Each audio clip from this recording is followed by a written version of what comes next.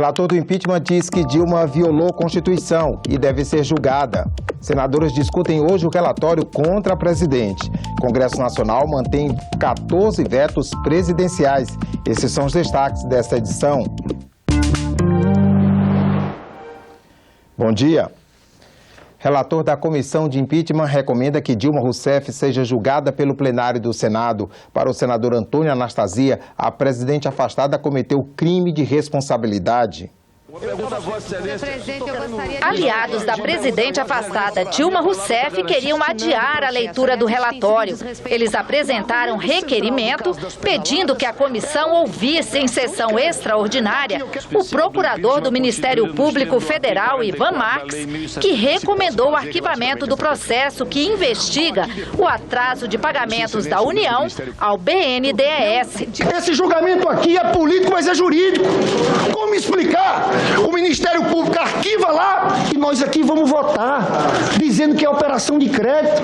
Isso é um contrassenso total, senhor presidente. Esta solicitação do senador Lindenberg, da senadora Gleisi Hoffmann, é absolutamente intempestivo. Ora, o encerramento se deu no dia 6 e o requerimento se deu no dia 11. Então, tanto no mérito como na forma, não tem cabimento, não tem qualquer tipo de fundamentação a solicitação feita pelo senador Lindenberg, que não a procrastinação, a prorrogação desses fatos, para que nós, de fato, possamos concluir os nossos trabalhos aqui na Comissão Especial do Impeachment. Outro requerimento apresentado pela oposição pedia que as pedaladas fiscais fossem retiradas do processo. Os dois foram rejeitados. O relator, senador Antônio Anastasia, analisou mais de 170 documentos e os depoimentos de 44 testemunhas e fez um relatório com 441 páginas. No texto, ele considera que há provas de autoria da presidente afastada Dilma Rousseff por ação direta ou omissão nos crimes de responsabilidade, por abertura de créditos suplementares sem autorização do Congresso e nas chamadas pedaladas fiscais.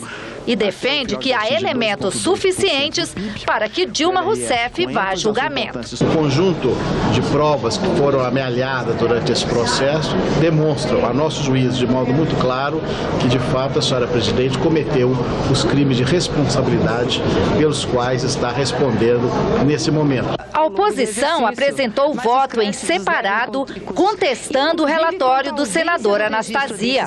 É chocante a ausência de provas contra a presidente Dilma Rousseff, que foram catadas a qualquer custo, apenas em opiniões visceralmente apaixonadas, mas sem lastro no ordenamento pátrio. Após a leitura do relatório do senador Anastasia, foi concedida vista coletiva. Nesta quarta-feira, os senadores vão debater o texto, que será votado na comissão na quinta-feira. Se o parecer for aprovado, a votação em plenário será no dia 9, próxima terça-feira. Se a maioria simples decidir pela continuidade do processo, haverá o julgamento da presidente afastada.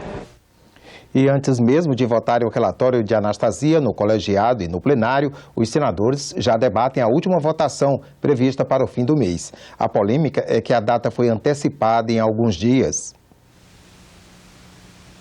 No sábado, o STF informou que, por acordo, o julgamento final da presidente afastada começaria em 29 de agosto.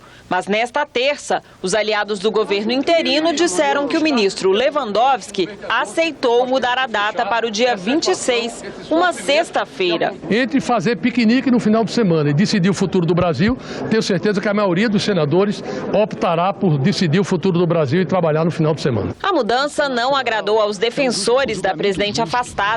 Para eles, a antecipação é uma interferência de Michel Temer, que não quer viajar como presidente interino para a reunião das 20 maiores economias do mundo, em setembro, na China. Esse não é o papel do presidente interino Michel Temer. É um desrespeito. Ele está envolvido nesse processo, tem interesse. Então você vê um presidente interino articulando, tentando acelerar o processo, isso para nós é um desrespeito ao Senado Federal. E nesse momento, senhor presidente, nós somos juízes. O líder da minoria disse que não concorda com sessões durante os fins de semana. Se eles forem, de fato, começar na sexta-feira, modificarem essa data do dia 29, eu respondo dizendo o seguinte: nós vamos usar o nosso direito regimental e constitucional de apresentar 40 testemunhas para serem ouvidas no plenário. Nós não podemos ter uma decisão a prazo. Não é um processo tipo Casas Bahia, que é carnê parcelado. Nós temos que ter um rito rápido, sumário, decisivo. Nesta terça-feira, o presidente Renan Calheiros e senadores do PMDB almoçaram com o presidente interino Michel Temer. Renan negou que Temer tenha pressionado o Congresso ou o Supremo pela antecipação do julgamento.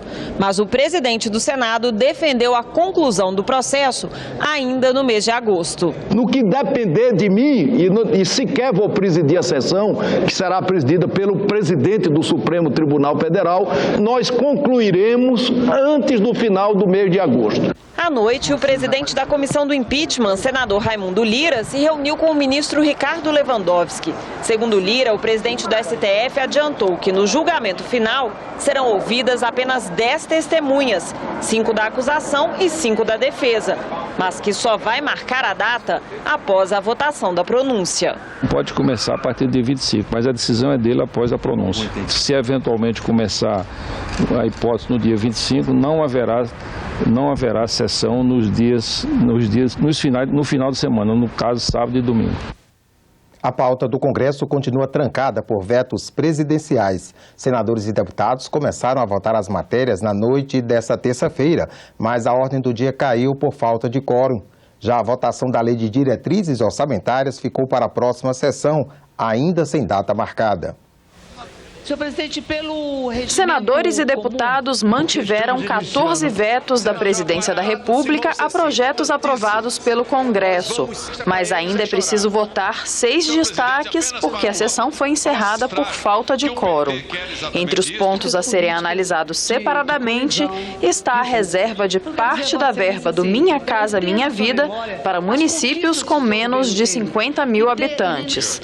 No veto, a presidente agora afastada, Dilma Rousseff, argumentou que o critério do programa deve ser o déficit habitacional, mas parlamentares defenderam a derrubada. Este acordo foi aprovado na Câmara Federal por unanimidade, foi aprovado no Senado Federal por unanimidade. E estou aqui como um daqueles que ajudou a construir esse entendimento, que nós derrubemos o veto mantendo o acordo, porque isso permite que as pequenas cidades do Brasil, com até 50 mil habitantes, também possam ser beneficiados. É claro que é muito mais lucrativo para as empresas construtoras a construção de grandes empreendimentos nas grandes cidades.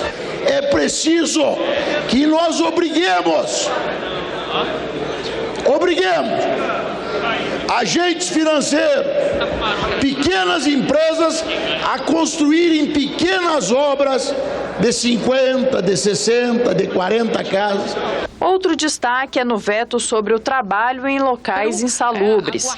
Pelo texto original, trabalhadoras grávidas ou amamentando deveriam ficar em casa e ainda assim receber o salário. Como a pauta do Congresso continua trancada, o projeto da Lei de Diretrizes Orçamentárias para o ano que vem não pôde ser apreciado. Mais cedo, o texto foi aprovado na Comissão Mista de Orçamento.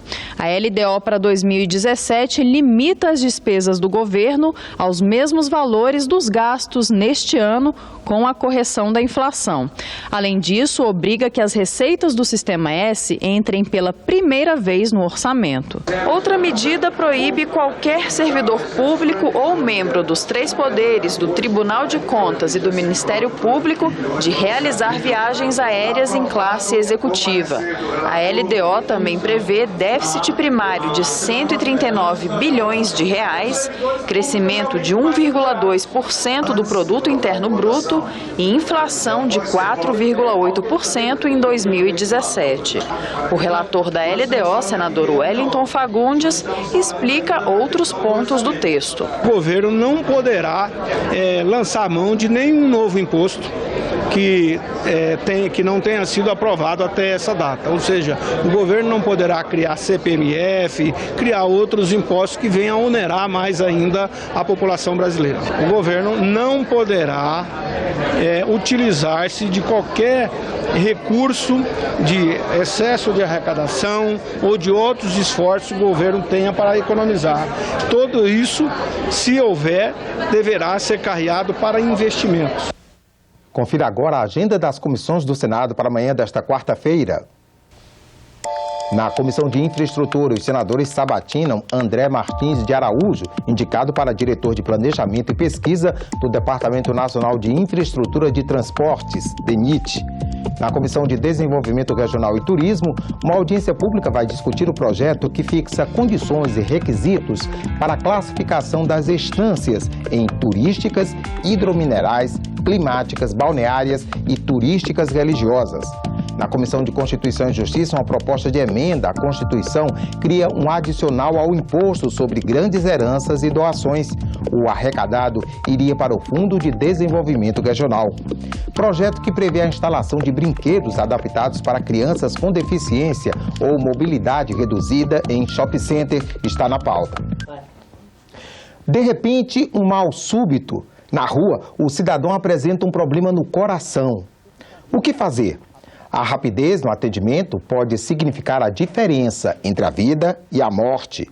Um projeto que está na pauta da Comissão de Assuntos Sociais, que começa às 9 da manhã, obriga a presença de desfibriladores cardíacos.